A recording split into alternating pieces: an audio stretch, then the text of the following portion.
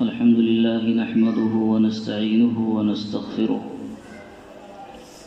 ونؤمن به ونتوكل عليه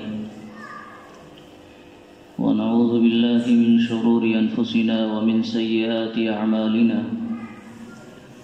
من يهده الله فلا مضل له ومن يضلله فلا هادي له وأشهد أن لا إله إلا الله وحده لا شريك له وأشهد أن سيدنا ومولانا محمدا عبده ورسوله أما بعد فأعوذ بالله من الشيطان الرجيم بسم الله الرحمن الرحيم وإذ يرفع إبراهيم القواعد من البيت وإسماعيل ربنا تقبل منا إنك أنت السميع العليم صدق الله العلي العظيم. اللہ رب العزت نے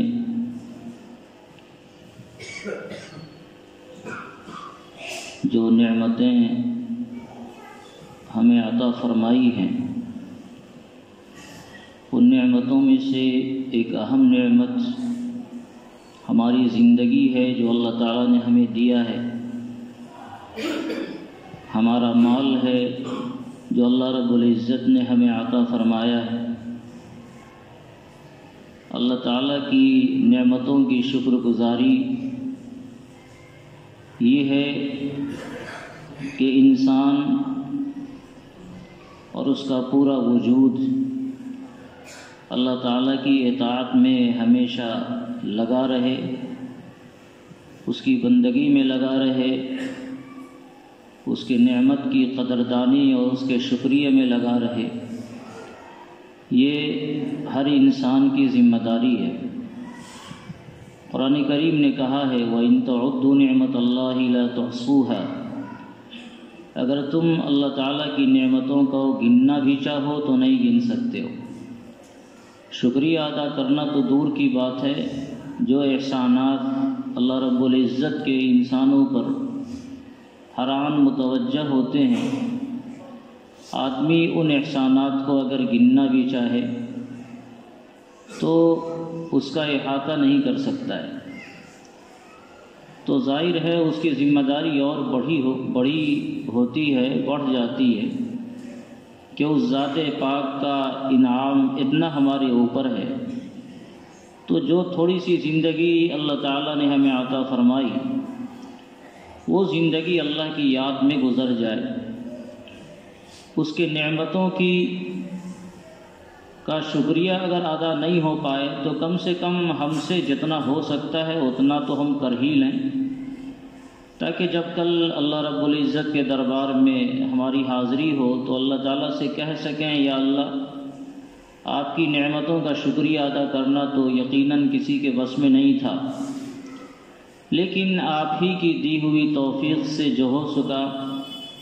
آپ کے احکام کی اطاعت میں، آپ کے حکموں کی تعمیل میں ہم نے اپنی زندگی گزاری، اسی کی کوشش کی اور اپنی نسلوں کو اسی کا پیغام دے کر ہم آپ کے پاس آئے ہیں۔ قرآن کریم نے یہ کہا ہے ان اللہ اشتری من المؤمنین انفسهم واموالهم بان لهم الجنہ، اللہ تعالیٰ نے ایمان والوں کے جان کو اور اس کے مال کو جنت کے بدلے خرید لیا ہے، اس کی قیمت جنت لگا دی گئی ہے، یعنی ہماری جان کا بھی سودا ہو چکا ہے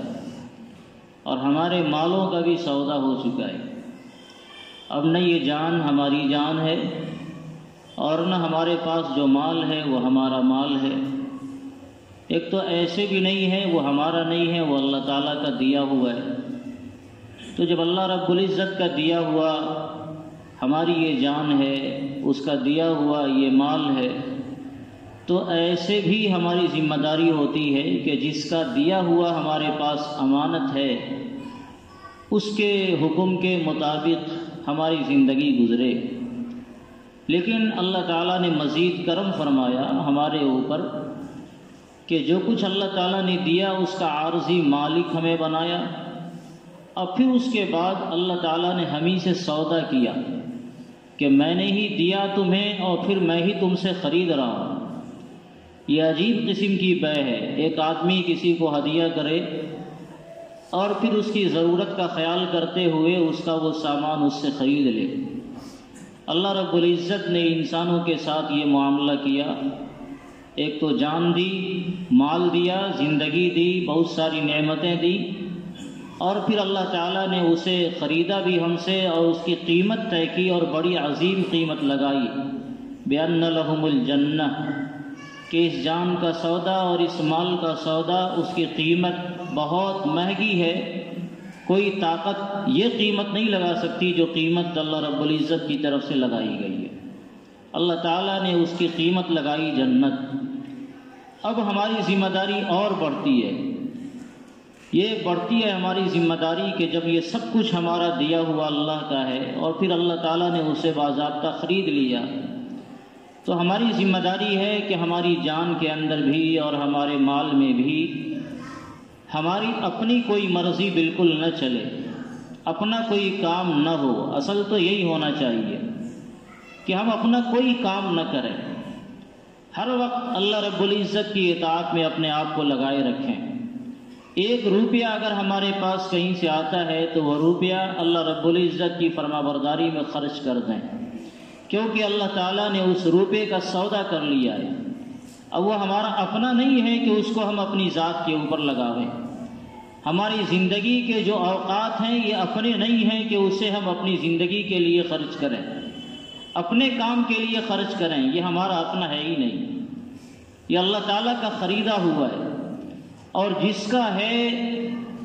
اس نے خرید رکھا ہے۔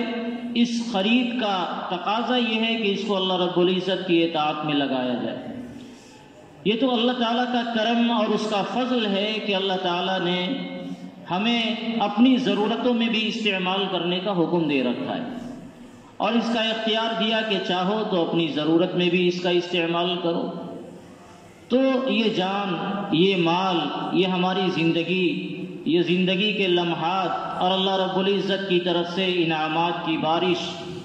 یہ سب اس بات کا تقاضا کرتی ہے کہ ہماری پوری زندگی اللہ رب العزت کی اطاعت میں، اس کی فرما برداری میں لگے، اور ہم کوشش کریں کہ کوئی کام اللہ کی مرضی کے بغیر نہ ہو۔ ہم کوشش کریں کہ ہمارا ہر کام صرف اور صرف اللہ رب العزت کی اطاعت اور اس کی فرما برداری میں گزرے۔ جو کام کریں اللہ کی مرضی کے مطابق کریں، جو کام کریں اللہ تعالیٰ کی رضا کے لیے کام کریں، اور یقیناً وہ ایمان والا خوش قسمت ہے جس کی زندگی اللہ تعالیٰ کی اطاعت میں گزرتی ہے۔ وہ آدمی یقیناً باعث فخر ہے جس کی زندگی کا ایک ایک لمحہ اللہ کی یاد میں گزرتا ہے۔ ہم سے، آپ سے اللہ تعالیٰ اگر کوئی دین کا کام لے لیں، کوئی ایسا کام لے لیں جو دین کی خدمت کا کام ہو، ملت کا کام ہو، انسانیت کے لیے نفع کا کام ہو، تو اس میں یہ خود ہماری سعادت کی بات ہے کہ اللہ تعالیٰ نے ہم سے کوئی کام لیا۔ ورنہ دنیا کی جو صورتحال ہے، آدمی اپنے نفع سے آگے بڑھنا نہیں چاہتا ہے، حالانکہ اپنے نفع کا بھی اگر وہ خیال کرے تو بھی اللہ تعالیٰ کی مرضی کے مطابق ہی زندگی گزارنا یہ اس کا اصل نفع ہے۔ لیکن انسان اس دنیا کو دیکھتا ہے کہ دنیا میں ہمارا نفع کیا ہے، اپنے آخرت کے نفع سے وہ غافل ہے۔ اس دنیا کے نفع کو سامنے رکھتا ہے، جس کو اس نے نفع سمجھا ہو سکتا ہے اس کے لیے نقصان ہو، لیکن وہ یہ دیکھتا ہے کہ یہ ہمارا نفع ہے، دنیاوی نفع ہے، تو اپنے دنیا کے نفع کے لیے کام کرتا ہے۔ انسان کو ہمیشہ آخرت کے نفع کو سامنے رکھ کر اپنی زندگی گزارنی چاہیے، اور جب آپ آخرت کے نفع کو سامنے رکھ کر اپنی زندگی گزاریں گے تو جو کام کریں گے وہ اللہ کی مرضی کے مطابق ہوگا انشاءاللہ۔ جو کام کریں گے وہ اللہ تعالیٰ کی رضا کو حاصل کرنے والا کام ہوگا۔ آپ اپنی ضرورت بھی اگر پوری کریں گے، لیکن آپ نے اللہ تعالیٰ سے سودا کر لیا ہے کہ خدایا آپ کی مرضی کے بغیر ہم کوئی کام نہیں کر سکتے، تو جناب رسول اللہ صلی اللہ علیہ وسلم کا فرمان ہے کہ انسان اپنی بیوی سے اپنی ضرورت پوری کرتا ہے اور اس میں بھی اس کو ثواب ملتا ہے۔ اپنی زندگی کے اس ڈھانچے کو تھوڑا سا بدلنے کی ضرورت ہے تو اگر آدمی اپنا ذاتی کام بھی کرے جس میں دوسرے کا ذرہ برابر بھی کوئی نفع نہیں ہو، خالص اس کا نفع اس کی ذات کو لوٹ رہا ہے، تو بھی اللہ تعالیٰ کی اس میں رضا ملتی ہے اور اللہ تعالیٰ اس سے راضی ہوتے ہیں۔ انسان بس اپنی زندگی کے زاویے کو بدلے اور اس سے آگے بڑھ کر ایسا کوئی کام کرے جس کام میں ملت کا نفع ہے، جس کام میں دین کا نفع ہے، جس کام میں انسانیت کا نفع ہے،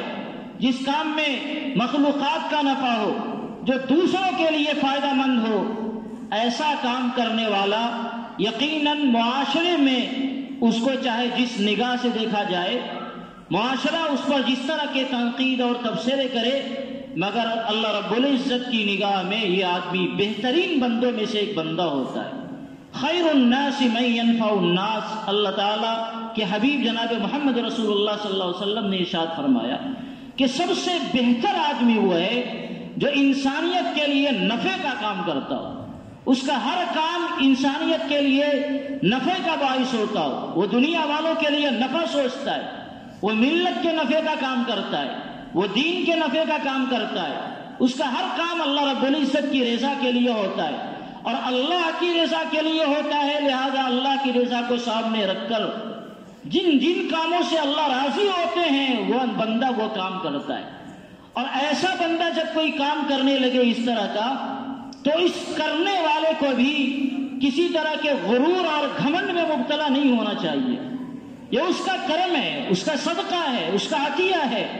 کہ اس ذات نے ہمیں اور آپ کو کسی کام کے لائق سمجھا اور کسی کام کے لائق بنایا اور اس کام کی توفیق عطا فرمائی۔ شیخ سعدی نے ایک بڑی اچھی نصیحت کی ہے، منت منے کی خدمت سوٹا ہمی کنی، منت شناس ازو کے بخدمت بداشتت۔ اگر تم بادشاہ کی خدمت کر رہے ہو، بادشاہ نے اپنی نوکری کے لیے تمہیں رکھا ہے، تو اس پر تمہیں بادشاہ پر احسان مند نہیں ہونا چاہیے کہ ہم آپ کا کام کر رہے ہیں، بلکہ بادشاہ کا احسان مند ہونا چاہیے کہ بادشاہ نے اپنی غلامی کے لیے اس کو رکھا۔ یہ ہمارے لیے فخر کی بات ہے کہ ہم بادشاہ کا کام کر رہے ہیں۔ بادشاہ اگر چاہے تو ہمیں نکال دے نوکری سے اور دوسرے بندے کو اپنے کام کے لیے رکھ لے، ہمیں وہ نہ پوچھے، پھر کون پوچھے گا؟ اللہ رب العزت اگر کسی کو کسی کام کی توفیق بخشتے ہیں تو ایسے میں آدمی کی ذمہ داری اور زیادہ بڑھ جاتی ہے، اور اتنی اس کی ذمہ داری بڑھتی ہے کہ اس بندے کا کام یہ ہے کہ ہر وقت وہ اللہ رب العزت کے سامنے سجدہ ریز ہو، خدایا آپ کی توفیق سے یہ کام ہوا ہے، آپ نے فضل فرمایا اس لیے یہ کام ہوا، ورنہ آپ کے بندے اور بھی ہیں۔ ایسا نہ ہو کہ اس کا سر کہیں اکڑے اور سارا کیا کرایا کام اللہ رب العزت کی نگاہ میں برباد ہو جائے۔ آدمی فخر و غرور کے ساتھ کہنے لگے یہ کام ہم نے کیا اور وہ کام ہم نے کیا، اتنا بڑا کام ہم سے ہو رہا ہے، تو اللہ تعالیٰ فرما دے کہ سارا کام تم کر رہے ہو، ہمارا کوئی نام نہیں ہے، تو چلو تمہارا نام ہی اپنی رجسٹر سے ہم ختم کر دیتے ہیں۔ تو دنیا کے لحاظ سے تو اس نے بڑا کام کیا، لیکن جب اللہ کے دربار میں جائے گا تو اس کے سارے نیک اعمال پر اللہ رب العزت کے یہاں پانی پھر چکا ہوگا اور اللہ تعالیٰ کے یہاں اس کا کوئی عمل مقبول نہیں ہوگا۔ اسی لیے حضرات انبیاء کرام علیہ الصلاۃ والسلام کی زندگی کا جب ہم مطالعہ کرتے ہیں تو ہمیں محسوس ہوتا ہے کہ جب اللہ تعالیٰ نے ان حضرات سے بڑا کام لیا، کوئی کام لیا، تو ایسے موقع سے حضرات انبیاء کرام علیہ الصلاۃ والسلام کا سر اللہ رب العزت کے دربار میں سجدہ ریز ہوتا تھا اور اللہ تعالیٰ کے یہاں وہ مزید قبولیت کی دعا کرتے تھے اور اس بات سے ڈرتے تھے کہ کہیں اللہ تعالیٰ کے یہاں ہمارا یہ عمل بیکار نہ ہو جائے۔ قرآن کریم کی جس آیت کی میں نے تلاوت کی، سیدنا ابراہیم علیہ السلام کے بنائے بیت اللہ کا واقعہ اس میں بیان کیا گیا ہے۔ باپ اور بیٹا مل کر خانہ خدا کی تعمیر کر رہا تھا۔ اتنا بڑا کام ان دونوں باپ بیٹے نے کیا جس کا ثمرہ رہتی دنیا تک رہے گا، اور جو رہتی دنیا تک دیکھے گی، رہتی دنیا تک ان کا نام رہے گا کہ ابراہیم اور اسماعیل علیہ السلام نے خانہ خدا کی تعمیر کی۔ تو سینہ فخر سے اونچا ہو جانا چاہیے تھا، سر اونچا ہو جانا چاہیے، سینہ پھول جانا چاہیے کہ اتنا بڑا کام کیا، لیکن یہ کام کرتے ہوئے اللہ رب العزت نے ان باپ بیٹے کا جو عمل نقل کیا قرآن کریم کے اندر، وہ یہ نقل کیا کہ یہ دونوں جب تعمیر کر رہے تھے تو اللہ تعالیٰ سے گزارش بھی کر رہے تھے، ربنا تقبل منا انک انت السمیع العلیم، پروردگار اگر آپ نے اتنا بڑا کام کیا، قبول کر لیا، تب تو بلے بلے ہے، تب تو کوئی مسئلہ نہیں ہے، ہمارا کام آ گیا۔ لیکن اگر آپ نے قبول نہیں کیا خدایا، تو پھر یہ اتنا بڑا کام ہو کر بھی یہ کوئی کام نہیں ہوا۔ اس لیے انہوں نے دعا کی، خدایا ہمارے اس عمل کو قبول فرما۔ دوسرا گھر اللہ رب العزت کا بیت المقدس بنائے، قرآن کریم نے اس کا تذکرہ کیا اور روایات میں بھی اس کی تفصیلات آتی ہے۔ سیدنا داؤد علیہ السلام اور ان کے صاحبزادے سیدنا سلیمان علیہ السلام، ان دونوں باپ بیٹے نے مل کر بیت المقدس کی تعمیر کرائی ہے۔ جس طرح بیت اللہ کی تعمیر سیدنا ابراہیم اور اسماعیل نے کرائی، اسی طرح بیت المقدس کی تعمیر سیدنا داؤد اور ان کے صاحبزادے سیدنا سلیمان علیہ السلام نے کرائی۔ حضرت داؤد علیہ السلام کا انتقال ہو گیا، کام ادھورا تھا، تو اس کی تکمیل سیدنا سلیمان علیہ السلام کے زمانے میں ہوئی۔ اللہ تعالیٰ نے حضرت سلیمان علیہ السلام کو بڑی عظیم سلطنت سے نوازا تھا۔ انسانوں کے علاوہ جناتوں پر ان کی حکومت تھی، چرند پرند پر ان کی حکومت تھی، ہواؤں پر ان کی حکومت تھی، اور اس کے تذکرے قرآن کریم نے بھی کیے ہیں۔ مختلف معجزات اللہ تعالیٰ نے عطا فرمائے۔ ایک آدمی 1 مہینے کی مسافت جتنا سفر کرے وہ صبح میں اتنا سفر کر لیتے تھے، شام میں 1 مہینے کی مسافت کا سفر کر لیتے۔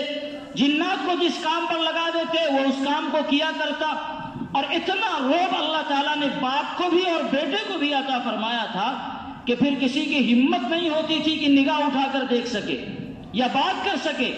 سیدنا سلیمان علیہ السلام نے بیت المقدس کی تعمیر کی، اور اس تعمیر کے وقت جب وہ تعمیر مکمل ہو گئی تو انہوں نے بھی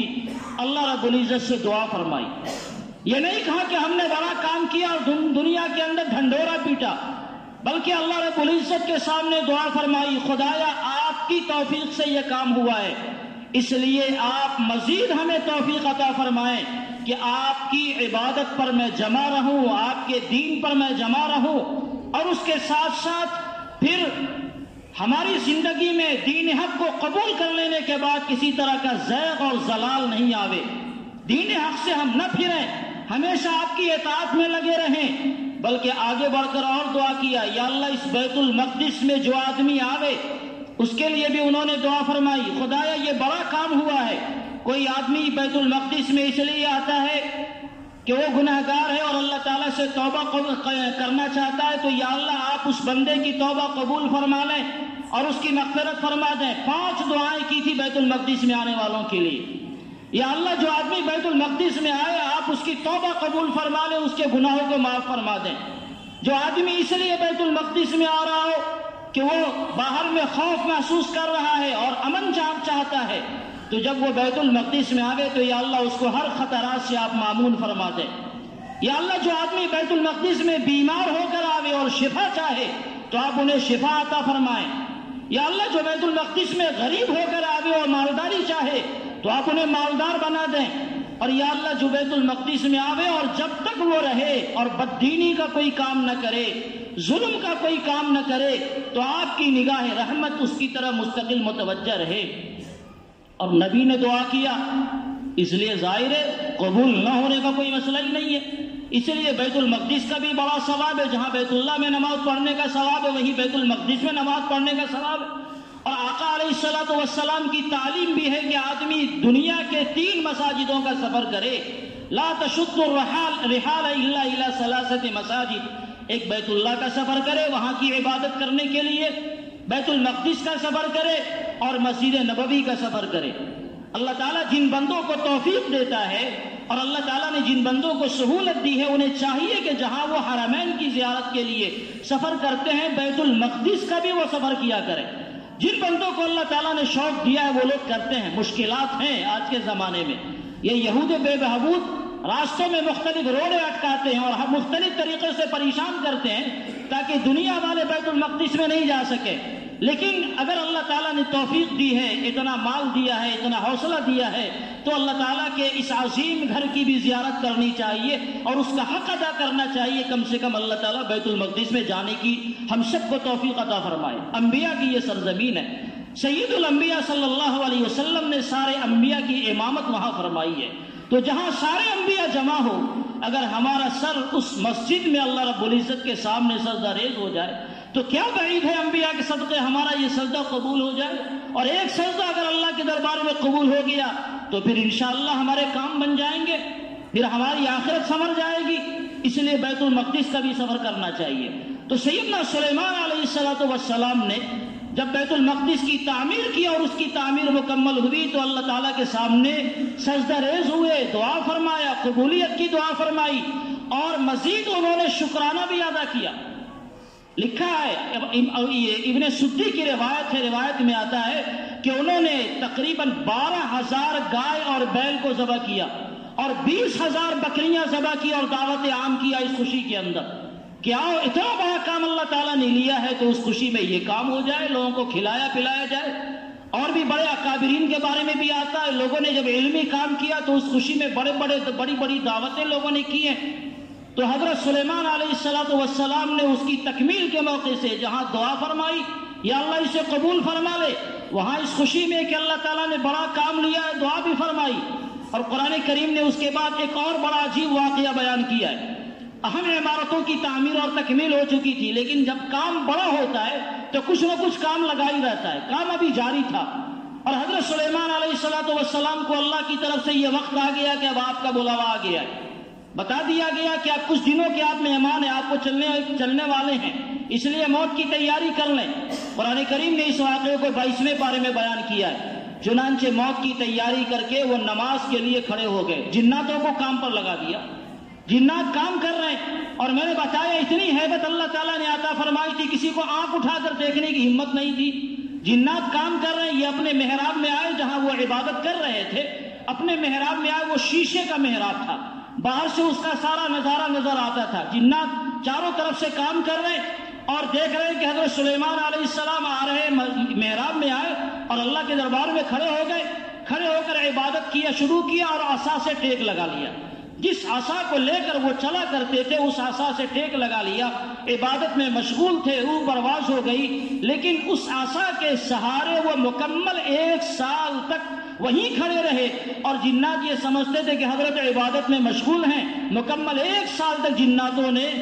اس حال میں کام کیا کہ سیدنا سلیمان علیہ السلام کے مردہ جسم کی گویا نگرانی ہو رہی تھی۔ فلما قضينا عليه الموت ما دلهم على موته الا دابة الارض تاكل من ساته فلما خر تبينت الجن ان لو كانوا يعلمون الغيب ما لبثوا في العذاب المهين۔ یہ جو عصا پکڑے ہوئے کھڑے تھے اور اللہ کے دربار میں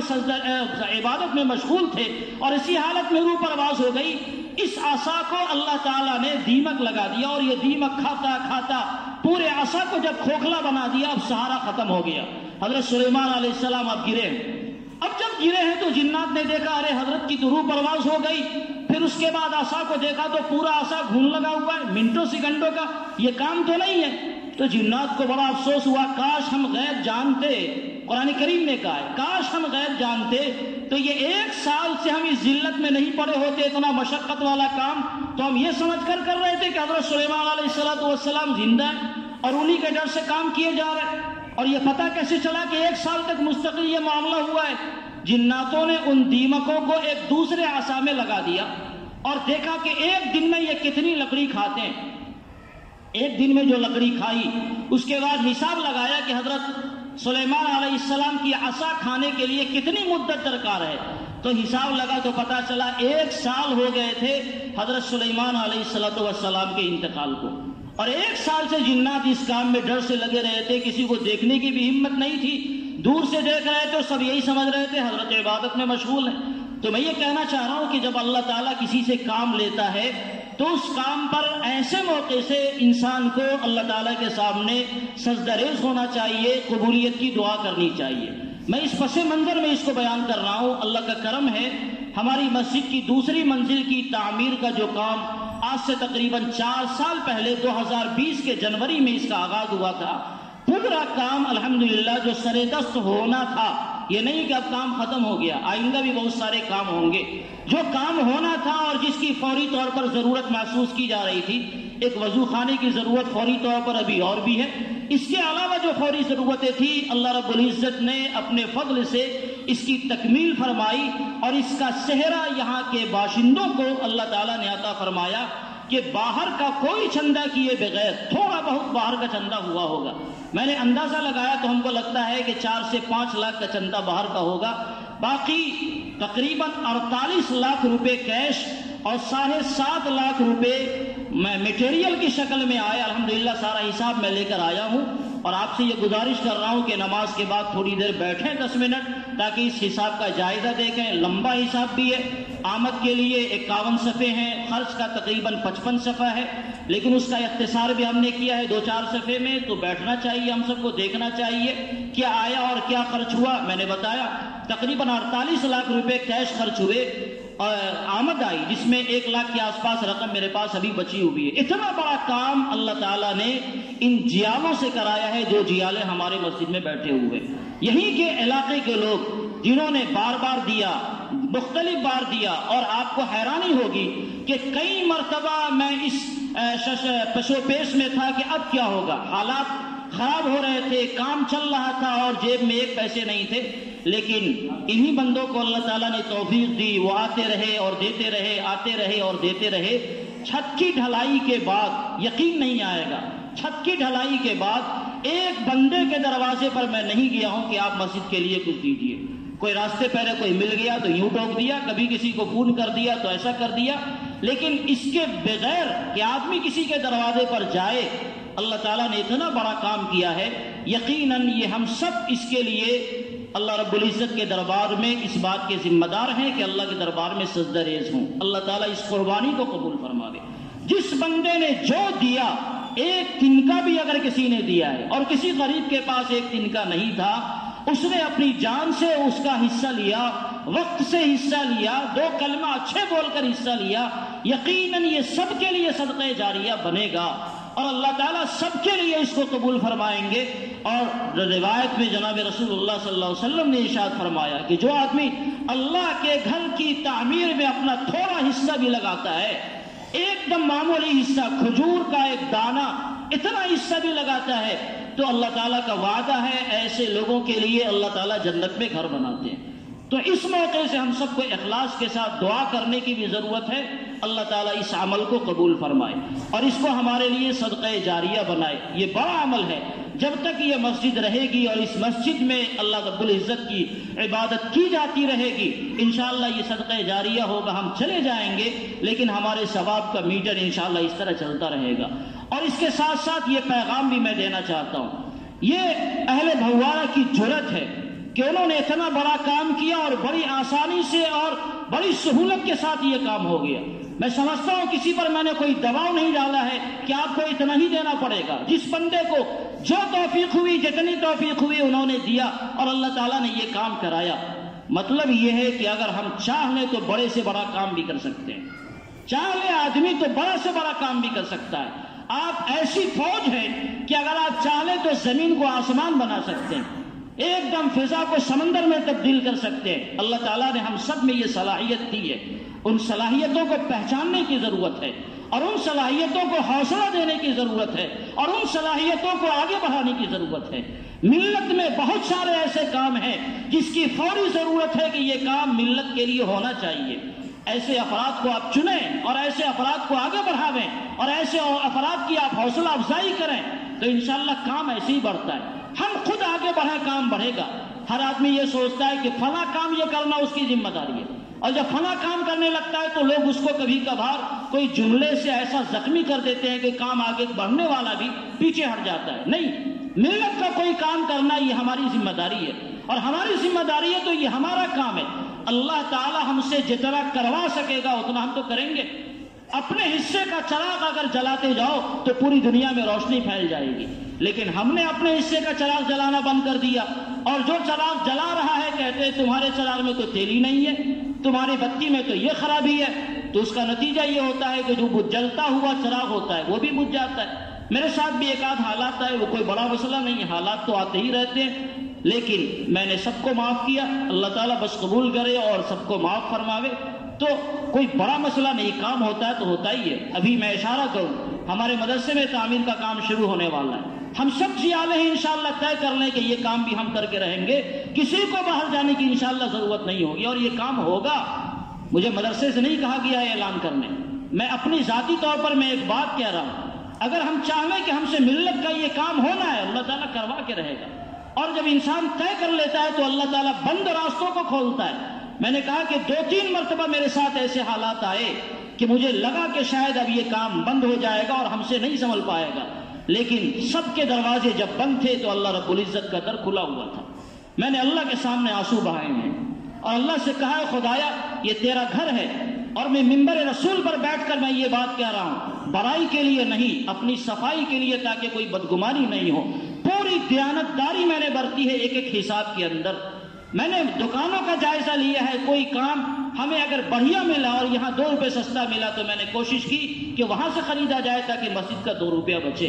پوری دیانتداری کے ساتھ، اس کا ایک پیسہ میری ذات پر نہیں لگا ہے، ایک پیسہ میں نے نہیں استعمال کیا۔ ہاں مزدور کے لیے چائے آئی تو اس چائے میں بھی شریک تھا، یہ لگا، اس کو اگر لگنا کہتے ہیں تو یہ کہہ سکتے ہیں۔ کبھی مزدور کے ساتھ میں بھی کھٹ رہا ہوں، ناشتہ آیا تو وہ میں نے کھا لیا، اس کو لگنا کہہ سکتے ہیں تو یہ کہا جا سکتا ہے۔ ورنہ پوری دیانتداری کے ساتھ ایک سوئی آئی ہے تو اس سوئی کی بھی انٹری میں نے کوشش کی ہے، اور آپ کو یقیناً یہ حیرانی ہوگی کہ سارے حساب کے بعد بھی ہمارے پاس حساب سے زیادہ پیسے بچے ہوئے ہیں۔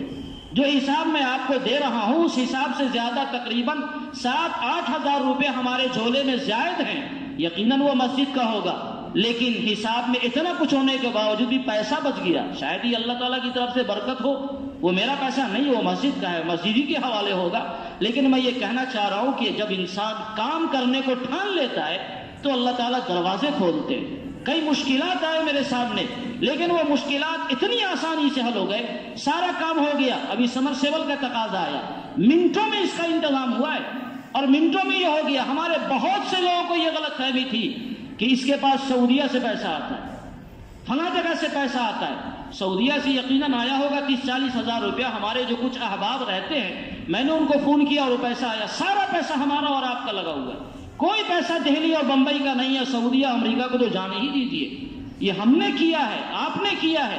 اس لیے ایسے موقع سے اللہ رب العزت کے سامنے سجدہ ریز ہونے کی ضرورت ہے، اللہ سے دعا بھی کرنے کی ضرورت ہے، یا اللہ آپ قبول فرما لے۔ اگر آپ نے قبول کیا تو یہ بڑا کام ہے، اور اگر آپ نے قبول نہیں کیا تو ایسی ایسی دسیوں مسجد بنا دیں، اللہ نہیں قبول نہ کرے، خدا نہ کرے، تو پھر وہ بیکار ہے۔ اس لیے اللہ سے دعا کریں، اور میں گزارش کروں گا نماز کے بعد تھوڑی دیر تشریف رکھیں، خاص طور سے ہمارے ذمہ دار حضرات، تاکہ حساب بھی دیکھ سکیں، اور دعا کریں اللہ تعالیٰ مزید اسی طرح ہم سب سے کام لیتا رہے۔ اللہ تعالیٰ نے جو عمل کیا ہے ہم لوگوں سے ہو گیا، اللہ تعالیٰ اسے قبول فرمائے۔ آمین، وآخر دعوانا ان الحمد للہ رب العالمین۔